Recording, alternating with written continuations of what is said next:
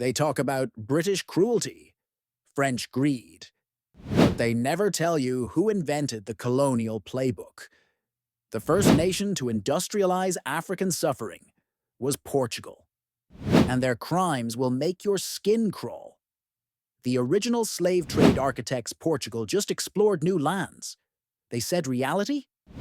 In 1444, Portugal held Europe's first mass slave auction in Lagos, selling African men, women, and children like furniture.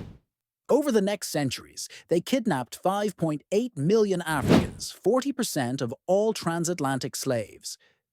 At Elmina Castle and other slave factories, people were chained in pitch-black dungeons, branded with hot irons, and loaded like cargo onto death ships.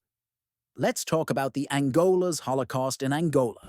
The brutality didn't end with slavery. It evolved. Rubber plantations worked Africans to death. Miss your quota? Your hand was cut off, just like in Belgium's Congo.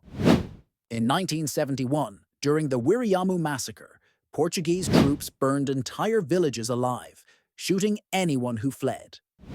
Over 400 civilians were slaughtered in a single day.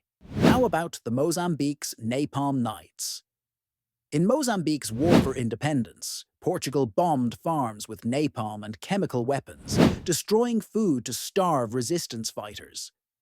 Children were chained in labor camps, forced to pick cotton for Portugal's textile industry, feeding Europe's fashion, while their own people starved. Finally, let's talk about the lies that protect them. They call Portugal the gentler colonizer, but history says otherwise.